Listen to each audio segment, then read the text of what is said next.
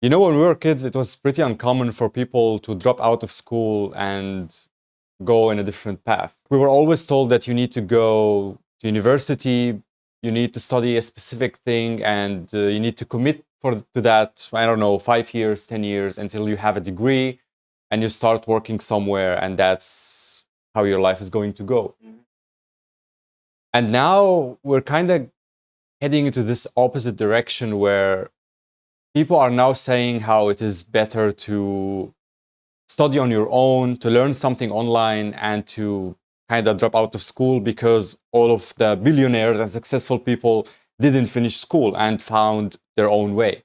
And I feel like both of these systems have their pros and cons in some way. I want to start by asking you, since you've talked about it on the podcast, I don't know, in episode 4 or 5, that you dropped out of the university. And can you tell us exactly what were the reasons why you dropped out? A little bit of background is going to be needed in there, because like from a very young age, I was like, don't get me wrong, I was one of those almost semi-perfect students, who always go to school, who would do his homework on time, who would study for the exams, at least to a certain degree. And at some point I started slacking in that, regarding school and studying. Yeah. But from a young age, I had a little bit of mixed feelings about school. I'm a man who loves to learn new things. I'm a man who likes to gather more knowledge and more wisdom, but not in the traditional way of how school teaches you that. And why is that exactly? Like, what do you think is the problem with the school system? I'm gonna get to that. Yeah. Just bear with me for a second. So, anyways, I've moved from Syria to Germany, as everybody knows, and then I got into school, finished my high school, blah blah blah. Long story short, got into university, and on the one hand, Corona and the lockdowns played a huge role in that, because I noticed how different I was when I was like going to school and or university, when I had like a lot of free time at home. True. So I had like a little bit of comparison. But the main reasons that got me to drop out of at least the college that I was going to were the way we were being taught, that classical way of there's a professor or there's a doctor or a teacher that is going to be teaching me, that will teach me certain subjects that are related to, the major that I'm studying. Sure. And then based on his or her way of looking at things, I'll be graded. And that grade is going to determine my future. Yeah. So I'm just going to go a little bit off the story here and bring up some private examples from my life. I had a doctor, for example, the guy was insane. Okay, he was smart. He had a huge brain on his shoulders. No question about that. But at the same time, he expected everyone to be the same as him, especially those of us who were like studying the subject for the first time in their life. And the guy had like experience of like over 20 years. So when we had the exams, for example, he expected only perfect solutions and perfect ways and the best methods to get to solve the problems. Yeah. You know what I mean? If you did not deliver it in the perfect way, in the most perfect way possible, the expected way, I guess. No, literally in the most perfect way, according to his book. According to him, so yeah, exactly. In his expected method. Yeah, exactly. Yeah. So then you will get a 0. Like for example, in that exam, sure, like I didn't do that well. I'm not gonna deny that part, but I still thought or believed that I did decently. Like at least a little bit of degrees. I got a 0. I was almost like 75% or 80% of us got a 0. Everyone was like so shocked about it. Like, what the heck? Yeah. How would like 80% of your class fail in this exam? And apparently that's a thing that this doctor does every year. Yeah. Where like his quota of failures and people who graduate his class are like 80% fail, 20% graduate his class. And so that was for me the first like kind of hit of like, damn, like I'm my future in the major that I've decided to pursue is gonna be based and decided on the doctors that I'm getting, and decided by the system. Exactly. And then like a year later, when I repeated the same subject, I had a different doctor. And I didn't, hey, I like, don't take me as an example if you're somebody who's studying. But when I repeated the class, I genuinely didn't study. I didn't prepare anything. I barely put in like a few hours before the exams. And for the whole semester, I was just like either not going to classes or not doing anything about it. And I managed to get an A. Yeah. You know, that like, kind of tells you something about exactly this like this the difference method. between of like, you know, everything that I'm doing and everything that I'm gonna be is gonna be decided by this person. Sure, we can always say that, oh no, that's not true. When you graduate, hey, you can get a job, you can work hard on yourself, gain experiences, and then grow up or grow bigger in the system.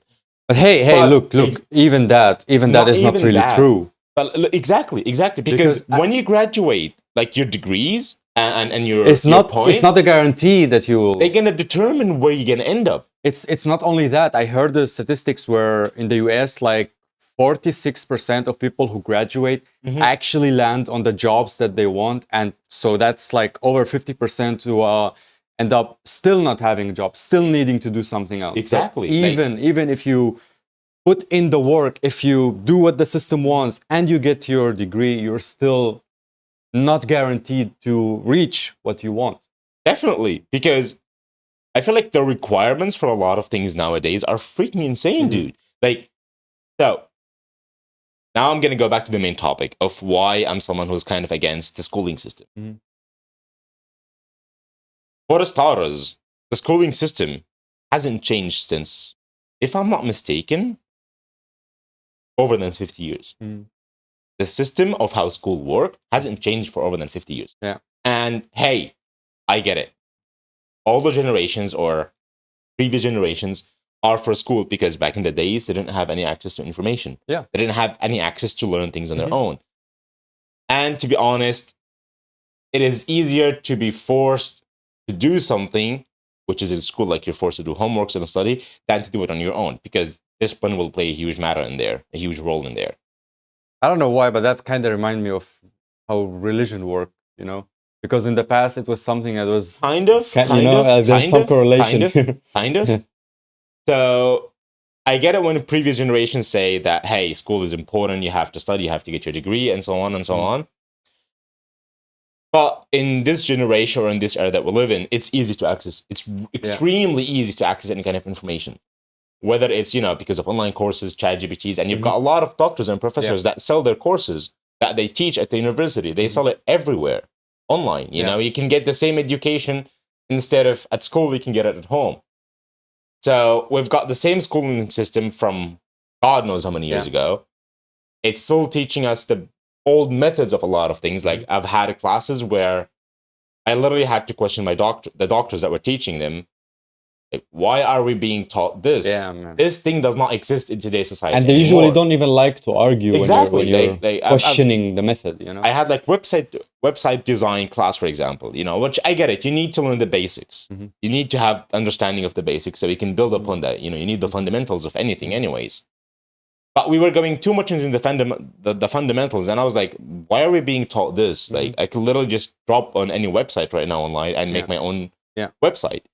I want to know the code. I want to understand the basics of you know, how you make how you design a website. But I don't need to know the old methods of how to do this. There's so much useless information. Exactly. It's not like the schooling system is not adapting to nowadays society. True. You know, so you've got like that for me, which was a huge minus point. The grade thing was a huge minus point as well. And whether people like that or not, I find the schooling system way too general about all the kind of information. Sure, of course. Hey, my major was, which I don't know if it exists anywhere else besides Germany, but it was something about economical IT, you know? And we were being taught things about laws. I was like, why are you teaching me the law? And then it was like, because you're going to need this in the future to know how you're talking to your lawyer and this. And I'm like, no, that's exactly why there's a lawyer. A guy studied for like, I don't know how many years of his life to become a lawyer. So I don't need to argue with him and tell him how to do his job, but I just go to him and give him money and he does it. If I'm going to teach a lawyer or I'm going to argue with a lawyer about how to do his job, then why the heck did he do? Why the heck did he study that for? And, you know, there was like multiple subjects that personally, at least, I found like they're not related to what I'm trying to do with my life. In addition to that, it's also the overcomplication of topics in general. Like there are certain information where if you seek it somewhere else, it's kind of simple. It's easy to understand. But because of this context that you're in university, when you read it in the book, it's kind of overcomplicated for some reason. I kind of get that. Why? Because you've got only one person that's teaching multiple people. Yeah. And each person understands things in a different way. Sure. So like, for some people, like we can take maths as an example, There's every problem, there's multiple different solutions. Well, methods of solving the problem, the end solution is always the same. Yeah. But for every student or for every person, a specific method is going to be easier than the rest of them. Mm-hmm. And the teacher cannot figure out which one is the easier for everybody. Yeah. So the teacher has to choose, or the system, the educational system, has to stick with what's either mostly common, mostly used, or mostly known to people, Mm-hmm. whether it's the oldest, the most complicated, or the newest one, because you've got one person teaching multiple people. But that's kind of another flaw in the education system itself. It is definitely. Like people But at have the same ADHD, time- people that it's not going to work for them like it worked for some other people. This Sure. traditional method of teaching, But keep in mind as well, if the teacher or if the doctor is going to adjust to every student. No, that's not Exactly. possible. Exactly. That's a flaw that you can never work around. That's what I mean. Yeah. Like you cannot, unless of course you go for those kind of schools where the students choose the doctors that they want to study with, they choose the subjects they want to go for. I've heard of a school like this in America, Canada, something like this. It's a private school where there's no exams, for example, and the students have the freedom to choose the subjects every year that they want to study and they want to get better at. And I think, if I'm not mistaken, if I remember this correctly, because I read about this school like 5 years ago, I think the students were also able to choose the doctors or the teachers that they wanted. Like they would get kind of a feedback about the doctor or the teacher, like, whoa, That's kind of cool. what do they do? And then you choose that. It was private, extremely expensive school. Yeah. And a lot of its graduates, at least based on what I read, ended up in like Harvard universities or like one of those big universities. Yeah. But again, it was just a new schooling system that they were. But as you said, it's expensive, and you can say that a lot about a lot of universities that it's just too much cost. Sure, depending where you're living. Like if you are in Germany, you're still paying something, but it's not compared. Quite cheap. But it's not compared to the US, where you're gonna be broken from the. You're gonna be in debt finance. for like the next at least 20 years. Exactly, probably. exactly, and yeah. Okay, we're kind of shitting a lot on the education system, but I feel like there are some things where you could say why it could be better than learning on your own. Like first of all, Definitely. First of all, discipline. I don't think everyone is capable of disciplining themselves without having these types of like strict deadlines, for example, exams. And, because you can study whenever you want, you can take a break whenever you want, you can push yourself whenever you want. That's really hard to manage. And we are both people who are trying to be independent, to carve our own path. And we've talked a lot about the struggle of, finding the balance, knowing when to be productive, when to chill, and all of these different things. When you are in university, when you are in the education system, that's not a struggle because there are other people who are doing this work for you. Like this is the time you study, this is the time where you have a break, That's what I was referring to before. Yeah. And another big thing is just the community feeling. We are social creatures, and this feeling where you're in a class with other people, you're meeting new people with similar interests. I fucking love this feeling. Sometimes I miss going to school just because of that. Just to balance things out. Hey, okay, I'm someone who is a firm believer that school is absolutely necessary, at least till the age of like maybe between, let's say, 12 and like 15, I would say. I wouldn't say school is necessary, but a method of discipline is necessary. Like you can homeschool children, and it could still work. Here, I'm going for a school specifically. Why? Because when you grow older, we've talked about this before, where your social circle kind of expands from family to friends to everybody in the world or whatever. And I find school makes that transition for a lot of people way It's easier. crucial. Yeah. Exactly. It makes the transition a lot easier. And in early ages, it teaches you a little bit of social skills and how to, work in a classroom with other people and so on and so on. And there's also the discipline factor of it. So that's why I'm like, school is good. I'm someone who's all for school. But as long as either the person is enjoying it, of course, and at least for a few years of your life at the start of it. So you can learn the basics of human life. I would say it's crucial when it comes to the social factor, but when it comes to discipline, we know that some people try to homeschool their kids, and that kind of works, but that thing you mentioned about like the social aspect and social skills, that might be lacking. So maybe from that angle, school is important in the beginning, at least for, I don't know, 4 or 5 years, maybe not much more, just for the kid to, be in a new environment where he's not with his parents, he's just with strangers trying to make new friends, and bad things are gonna happen sometimes, you're gonna have fun sometimes, like this different experiences happening every day, that does prepare you a little bit for life. And it kind of shapes you in a way, Exactly. Like, if we're going to talk about shaping you, like, hey, I've trash talked the system a lot, okay? But at the same time,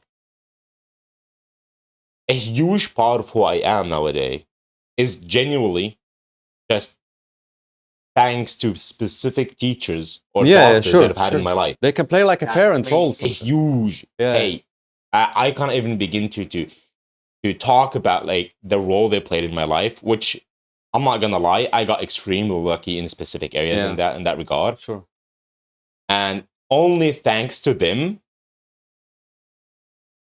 I'll just bring an example here. When I started school in Germany, I couldn't speak German, for example. Like I was out of high school and I was learning German at the same time. And my German teacher, she went through hell just to teach me German language. She was taking chunks of her free time to help me improve my German as fast as possible so I can stop being like the other students, not feeling left out, for examples, and of course, being able to understand more and deliver better answers and better way of communicating with people. And she wasn't even getting paid for that. Like, this is just just an honest teacher who is trying to do her work right. That's why I'm saying, like, I was extremely lucky.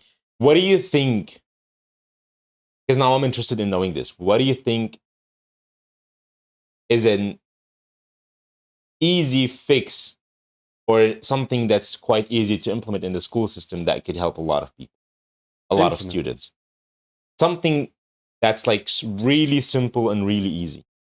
I like the thing you mentioned about this specific school in the US where you can choose your own teachers, like doctors. That's really complicated. I know, but if that is applied in some way, if it's applicable in most schools, then you know what you're getting. It's like choosing your therapist in a sense. Again, that's complicated because you have to keep in mind you're gonna need like different teachers that are teaching the same class.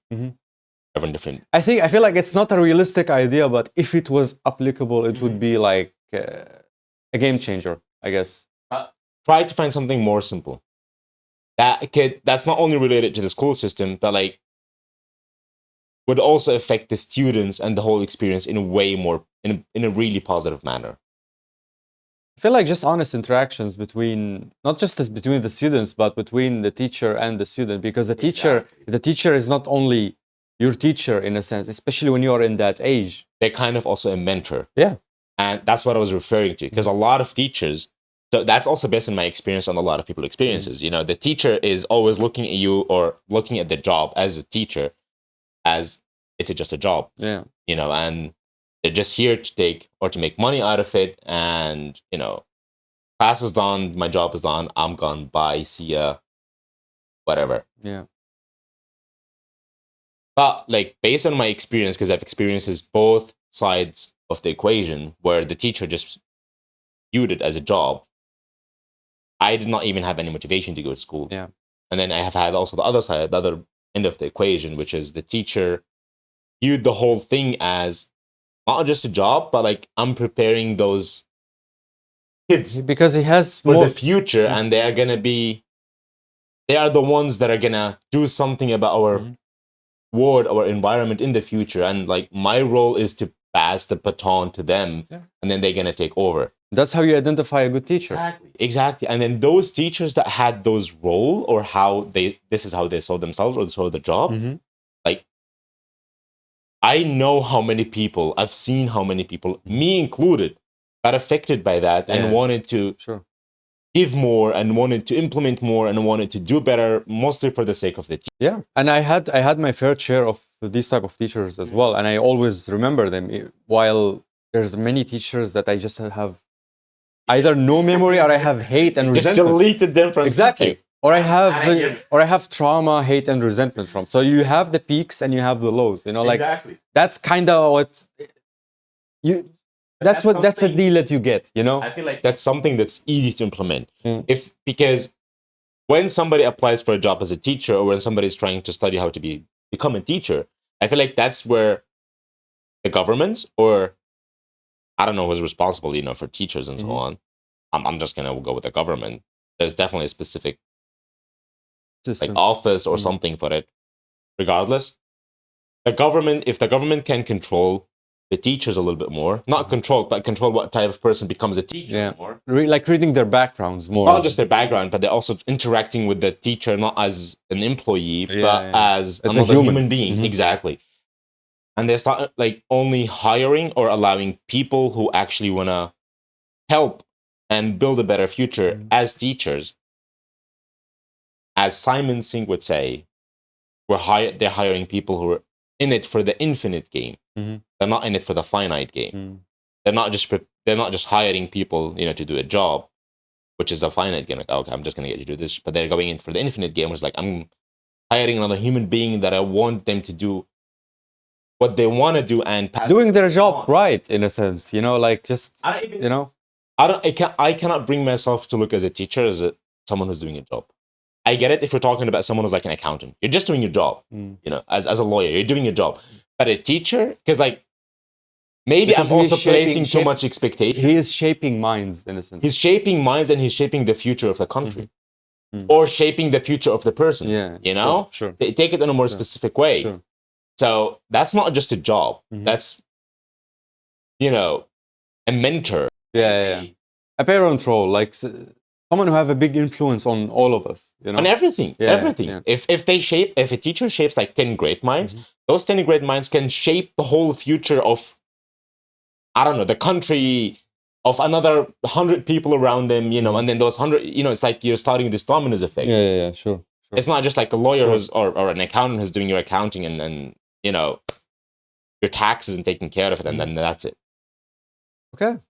Before we jump on self-education, there is one more thing I want to mention about the education system is credentials. Because not only that there are certain professions where you need to have a paper in order to work in that profession, but I feel like certain type of jobs, it's good to have credentials. Like if you want to be a therapist, if you are self-educated, how are people supposed to trust you? How do they know that you actually know enough to help them heal their mind? Like, forget a therapist. Come on. Take a doctor as an example. Would you trust a doctor to operate on you without like documents and papers that prove that they are a good surgeon? Exactly. Stuff like that, you need credentials. Maybe at some point in the future we will find a way to have credentials even if you're self-educated. Maybe there will be some monitoring of what like certain website, like official governmental or private website, where Perhaps they can see actually what you've been doing. And there's also some type of exam. So it's kind of like online school, but a little bit more independent. Maybe there will be a way where you can have these type of credentials. But for now, you kind of need to go university to become a biologist, to become a doctor, to become a therapist. These type of professions, you should go to university. You should at least go in some official studying way that you can have paper, because you will be more guaranteed to find clients. Like, I'm sure there are certain people who become, I don't know, like mentors or coaches. They don't have credentials and they still land some type of jobs, or they know a lot of people. They tell other people, and then okay, you can trust this person. Sure, there are ways, but it's more guaranteed. Like when it comes to these type of professions, I feel like it's much more logical and possible that you get a job and that people will trust you if you go through the education system and have your credentials. Definitely. Like, it's not just about getting more clients, but it's also about being able to even land a job as that kind of Exactly. person, Yeah. you know, like imagine someone is going into a hospital and being like, hey, I want to be a surgeon, and they don't have any credentials. That's really dangerous. I doubt that the hospital is going to be like, okay, we're going to give you a chance to that would be operate on a fake dummy. Yeah, that the hospital will be like, no, that's not enough. Exactly. Even if you knew everything about the human body, I feel like you still need some sort of certificate, some sort of proof that you have gone through proper teaching to be able to become a surgeon. And like, sure, I'm taking the extreme example here, but like I said, like in some areas, you need to have the certificates also for people to know, okay, I can trust this person with this aspect of my life. Yeah. When it comes to self-education, I feel like nowadays it's becoming the norm because of the rise of AI and, digitalizing more and more things. Mm-hmm. There are now more opportunities and jobs online, and many of these things, you can study them in a formal education system, but you're probably not going to get the same up-to-date information. We've talked about this as one of the cons of the education system. It's like not updated, and there are so many different ways where you can learn these type of things. Like there are different websites like Coursera, like Udemy, and even Microsoft is doing certain courses if you want to study computer science or something about AI programming. Like there's so many things, and you don't have to pay so much, like you can buy a course on Udemy for like $20 to learn, I don't know, video editing or something, while you're going to pay so much more and spend so much more time when you are in university to learn the same thing. But at the same time, we've talked about it, like the discipline issue and also the kind of analysis paralysis. We go back to this point where you're not being guided you're not being guided. There's so many choices, there's so many options. You don't know where to start. Like, should I start with this course on this website? Should I start with some YouTube videos? Where the fuck do I start? How do I discipline myself even to start? Like, for example, I'm a person, I like to know things from A to Z, like from beginning to end. I don't like to jump from the middle and then figure my way out. So I feel like from that aspect, an education system can give you the way, it gives you the red carpet in a sense. But when you're studying on your own, you really need to think about it deeply and make research. How do you start learning something? So it's a lot of more work in the beginning, and there's nobody there to tell you whether you're doing a good job or not. Exactly. So it's kind of like trial and error. Yeah. It's something you can become better at with time. like once you have figured out how to study on your own about certain topics, after years, you're gonna know exactly how to begin, So it's something that's really difficult, I guess, in the beginning. It's like you said, it's trial and error. You have to understand how you function or how your brain functions in a way to know how to study something or to approach something. Yeah. Like take me as an example here. At the start, I always thought I'm somebody who likes to learn a lot of theory. Yeah. But as time went on, I realized that like I'm the opposite of you at the beginning, which is like I'm someone who likes to, as German would say, throw yourself in cold water and learn how to swim, and then once I've got the basics down, I would go and start doing that. I want to know everything from A to Z. Yeah. But at the beginning, I need to put myself in a position where, like, metaphorically speaking, it's a death or live situation. I kind of approach it more like a game way, where there are zones that are locked and you can't unlock them until you have finished this area. That's how I approach it in my mind. I don't like to put myself where I'm like level 2 and I need to face someone who's level 15 and I keep running away. That's the I'm someone who likes to do this, I look at it like, okay, I'm level 2 and now like I'm gonna skip from level 2 to 10. I'm just gonna go instantly to the level 10 zone and start there, gain some experience, and then I'm gonna go back to level 2 zone to gain to pick up the items that I've missed on, and then I will go back to level 10. This is just like how everyone works differently of course, in an individual way. Yeah. So you've got to know how you function. Exactly. Because thanks to trial and error, you've got to go through a huge process of that. But once you know, or once you figured out how you as a person, well, first of all, how you enjoy doing it the most. You need to be self-aware, kind of. Exactly. You need to know how you work and how you enjoy to do it the most. I'm someone, if I go through the process that you go through, I will be bored within like few days. So I always need to skip a few levels and give myself a really harder challenge. So I get, some of this adrenaline boost or whatever you want to call it. And then I would go back to the lower levels. Because if I go through the level 1, level 2, level 3, level 4, I'm someone who will get bored. Like this gives me, like, even now I'm doing this type of like theory driving lessons. And 2 days ago I was in, my first lesson was lesson 10. And that gave me anxiety. Like, fuck, I want to know lesson 1. I want to start from lesson 1. But it was not possible, Now, today I want to go. It's going to be lesson 12, And that just messed with my brain so much because, no, it has to be lesson 1 first. Yeah. But yeah, once you figure out how you like to do it, it makes things a lot easier. I don't know. It took me like about 2 years, I guess, of I guess of trying different methods until I figured out how I like to do things. And then once I figured out how I like to do things, now I know how to approach every new thing that I want to learn. And it makes, well, first of all, the learning curve is a lot more fun for me and enjoyable. And I know how I can get myself to stick to doing something.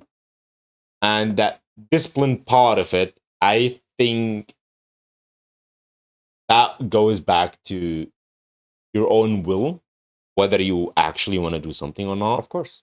And to always remember that sometimes you've got to force yourself to do what's not pleasant, what's unpleasant to you, so you can get to the pleasant part later on.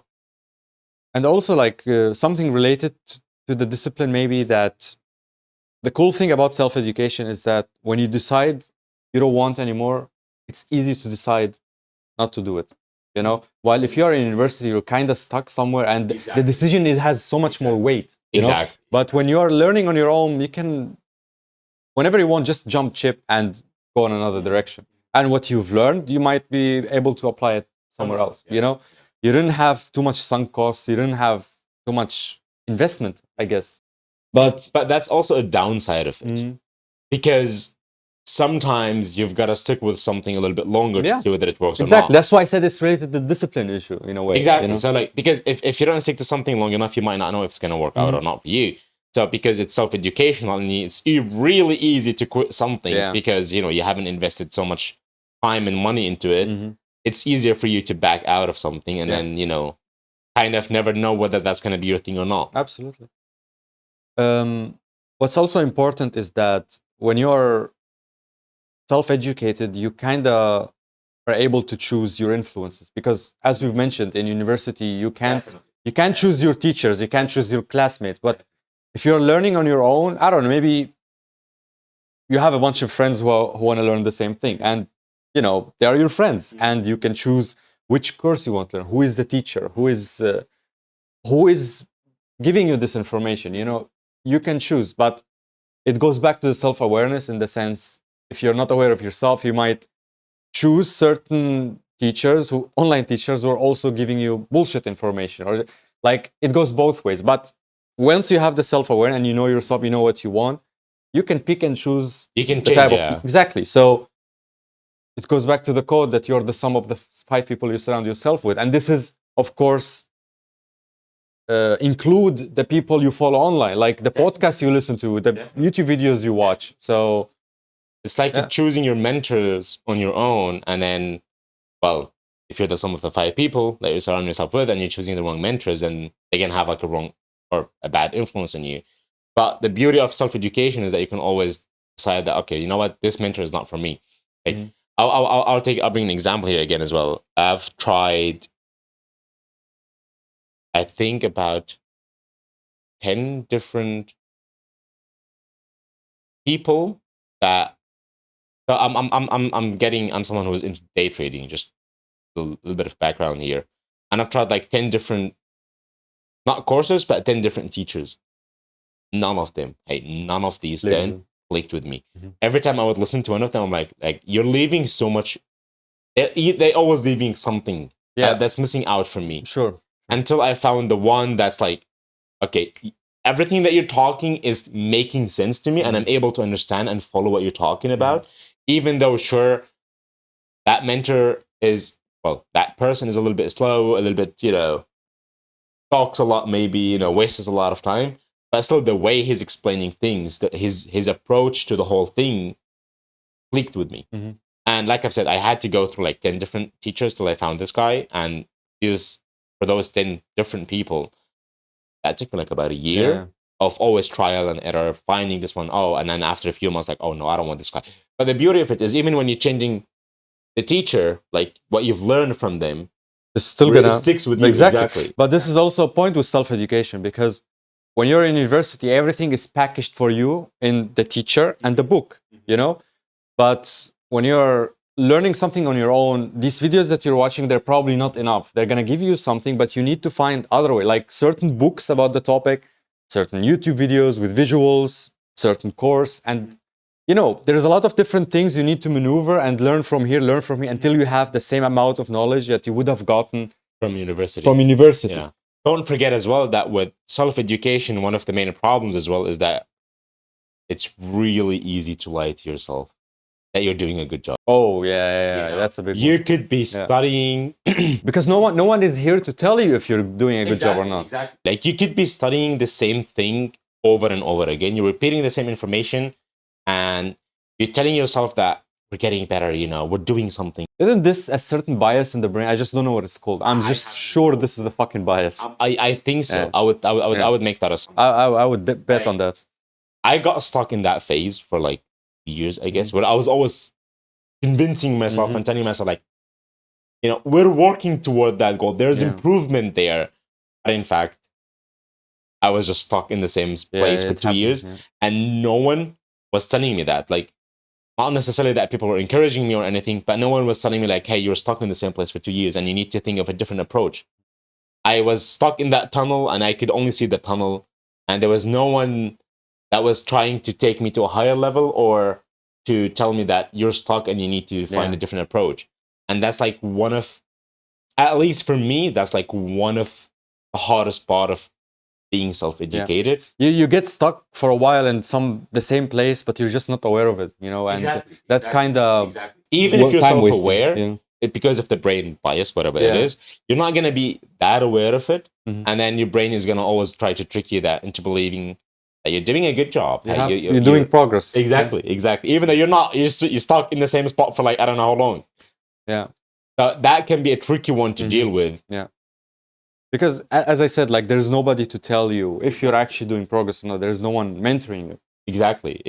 I feel like, just to sum all of this up, the lesson from this episode is just that if you are walking the common path, or if you are carving your own path, there is no right or wrong answer here. Exactly.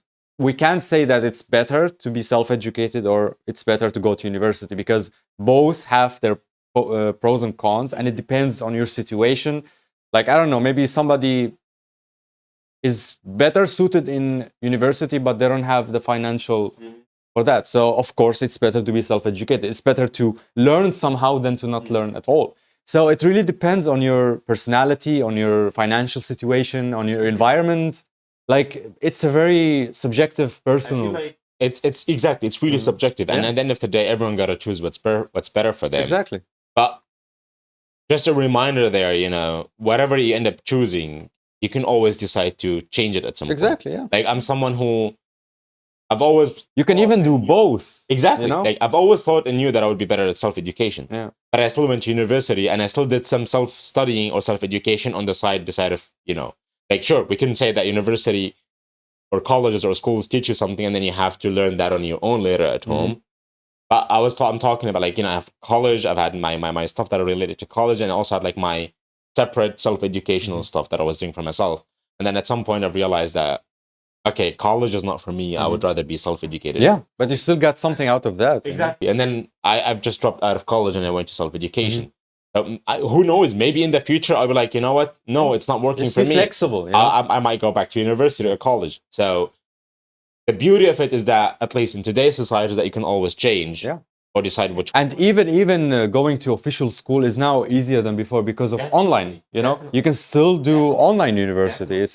It's becoming easier than ever to do different things at the same time, I guess. I know a lot of people who work in 9 to 5, and even though it is like according to societal norm, they're old, they decided to go back to online school because, well, they've got their 9 to 5, so it's hard for them to go to normal college. But they want to go back to college, so they're doing like the 9 to 5, and they're doing like online colleges.